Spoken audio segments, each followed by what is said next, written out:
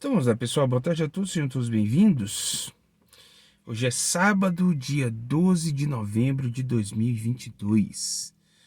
Estamos às vésperas do último show do Bituca, né? Ou também, né, para quem não o conhece tão intimamente, nosso grandioso, uma das maiores vozes da música brasileira, o Milton Nascimento, né? Saí lá de Valadares para vir a BH só para assistir o último show na terra onde tudo começou. Você vê como é que o cara ele é poético até para estabelecer o itinerário dele da turnê, né? Ele resolveu fazer essa última turnê e o último show seria onde tudo começou, que foi aqui em Belo Horizonte. Cara, fantástico, né? O Bituca, ele é, como diz o outro, né, velho? Ele é uma espécie de hors concurso em termos sabe, de vozerio, de poder, assim, do sujeito célebre, né, cara? Eu acho que o Milton Nascimento, né, como não sei quem que falou, não sei se foi o Flávio Venturini, né, que falou que assim, ó, se Deus tem uma voz, é a voz do Milton Nascimento, sabe? Tipo, é um elogio, né, que para alguns vai soar meio herético, mas para mim foi um grande elogio, né? E o Bituca, sem sombra de dúvidas, ele faz valer um elogio dessa natureza, né? Mas enfim, eu tô aqui em Belo Horizonte e deu uma chuvinha. Aliás, antes de eu chegar, deu um chuvaço, mas um chuvaço meio pancadão, né? E, inclusive, alguns de vocês devem ter visto aí no Twitter, né? Onde estava ocorrendo a vigília dos patriotas aqui do Bolsonaro. É, eles estão, né? Foram, né? Todos atingidos pela chuva, mas estão lá, resistindo, estão lá, né? Faça chuva, faça sol. Eu fico pensando assim, caraca, velho.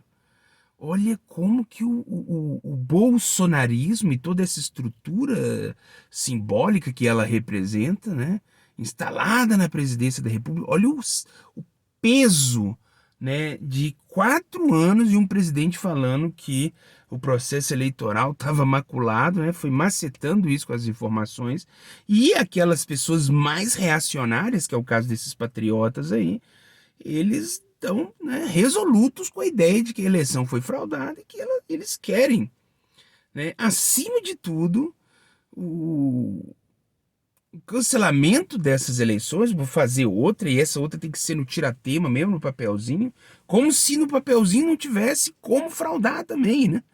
O que é, assim, esse povo, não sei se esse povo lembra, né, mas a gente só mudou para urna eletrônica porque de fato já estava começando a ter evidências, né, bem plausíveis, inclusive até provas de processo eleitoral maculado, né? Naquela época era muito fácil, cara. Tem ali a cédula ali, você ficava com o mesário, depois que dava mais ou menos umas 4, né, 4h40, que a sessão praticamente já tinha acabado, aqueles que abstiveram, né? Que se absteram, eles pegavam ali a cédula, assinava lá no livro, tá? Colocava um votinho ali, ia colar. E foi isso que levou a gente para a urna eletrônica. E a gente estava muito bem resolvido com ela até então, né? Mas eu não quero falar sobre urna eletrônica, não. Eu quero falar justamente dos patriotas que, inclusive, estão até hoje lá, é, né, lotando ali as portas dos quartéis e aguardando algum tipo de posicionamento das Forças Armadas. Já não basta o relatório, não. Aquele relatório ali tinha uma linha ali que eles falavam que não exclui a possibilidade de fraude. Pô, mas a possibilidade de fraude, né, ela existe em qualquer modelo. Não existe modelo não fraudável. Que na verdade não é nem o modelo que faz a fraude, é o homem. É o ser humano que está ali com a malícia e ele vai dar uma driblada ali, vai fazer alguma coisa que vai comprometer o processo. Então, assim, até as urnas de papelzinho, se todo mundo estiver bem intencionado, ela vai funcionar, por mais que ela seja a mais vulnerável de todas, né? Tem gente que acha que é as urnas eletrônicas, mas não. A mais vulnerável de todas é a do papelzinho, com aquela urna que você colocava a cédula ali. Aquilo ali, por mais que aquele sistema ele é moroso, né? Ele, se a pessoa estiver bem intencionada, teria um processo, né, impossível de você requerer uma auditoria por causa da própria estrutura de votação e de auditoria, né? Mas enfim, aí eu tava vendo os Patriotas e eu vi que o meu amigo, o Ivan Gunter, né, que inclusive é do MBL, né, mora aqui em Belo Horizonte, ele fez um conteúdo lá, né, questionando o gado patriota lá em frente aos quartéis. É lógico que o Ivan tem uma postura um pouco mais hostil, eu até brinco também, não sei o que, gado, bolsonete e tal, mas eu tava pensando em entrevistá-los também. Ir lá pra frente, na onde eles estão lá, na Raja Gabalha, e tem também uma galerinha concentrada ali na Timbiras também, né? Tem uma unidade do Exército ali, das Forças Armadas, e eles estão ali. E eu fiquei com vontade de ir, cara. Só que eu às vezes acho que o Ivan correu um risco, né? Porque aquele povo já tá ali, já tem mais ou menos uma semana e meia. Uma semana e meia? É exatamente. Não, uma semana e meia não, né? Tá caminhando para 2 semanas. É, e eles já estão com o nervo à flor da pele, cara. Eu acredito que se passa alguém lá fazendo L, vai dar ruim, entendeu? Porque muitos desses aí são pessoas armadas, né? Eu não cheguei a assistir o vídeo que o Ivan fez sobre eles. Não sei se o Ivan usou um tom hostil. Eu sei que o Ivan foi lá e eu acho que isso foi um grande risco, né? Um risco que eu acredito que não compensa. Eu sou um cara muito dado da prudência, né? Por mais que eu gostaria de algum dia fazer uma espécie de imersão no universo psicológico dessa galera, por mais que eu queria algum dia, eu acho que a essa altura é impossível, cara. A essa altura é impossível porque eles estão de fato com a flor, com os nervos à flor da pele. Eles não estão sendo ouvidos. Muitos deles já estão assim questionando o fato, né? Não, nós ficamos aqui à toa, né? Foi esse tempo todo aí, né? Tomando chuva, não sei o que, para não acontecer nada. Ou seja, tá uma situação muito delicada, cara, porque de fato são pessoas que são da ordem do Brasil mesmo. São pessoas que são parte do povo. Não são criminosos, não são bandidos. Né? Muitos deles estão partindo para o banditismo, né? Para tentar fazer valer as suas visões. Mas, se for olhar a maioria mesmo, eles estão ali tomados por um espírito golpista. É claro que é golpista, a gente não pode deixar isso de lado. Mas são. Eu fiquei com a vontade de ir lá questioná-los, né? Mas eu acho que a única coisa que eu ia obter ali é só um reforço da loucura, né? Que eles já estão submersos, né? E não acho que isso seria interessante aqui para nossa dinâmica, pro nosso canal, né? A gente está sempre querendo, né?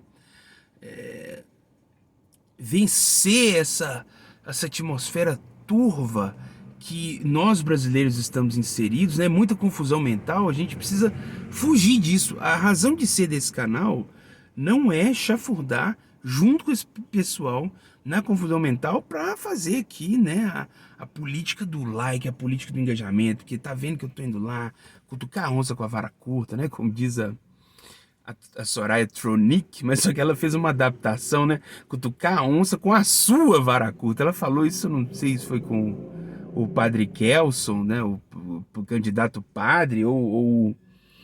Não sei, ela falou isso com alguém lá e virou meme, né? Como tudo aqui no Brasil vira meme. Cutucar esse povo com a vara curta seria uma espécie de investida no inesperado, no imprevisível, né? Coisa que eu não consigo admitir em hipótese alguma. Eu gosto justamente de ser bastante reto. Eu gosto da retidão, né? Eu não gosto daquela coisa que a gente pode, né? Como diz o meu amigo André César, né? O inesperado está sempre à sua espera. Né? Isso aí é quase que um axioma, é um dado da realidade. Né? A gente tenta fugir disso aí, mas o inesperado de fato está sempre à sua espera. Então eu resolvi não mexer com esse pessoal, deixar eles lá. Né? Vão deixar o que a própria realidade e tudo aquilo que eles esperavam que ia acontecer no PT. Eu sei que muito do que o PT tem assim como uma tradição, um estilo deles, isso vai acontecer mesmo, né? O PT voltou para o poder, vai ter toda aquela política que muitos, né, liberais clássicos, liberais ortodoxos não vão gostar, vão muito pelo contrário, achar isso o fim do mundo.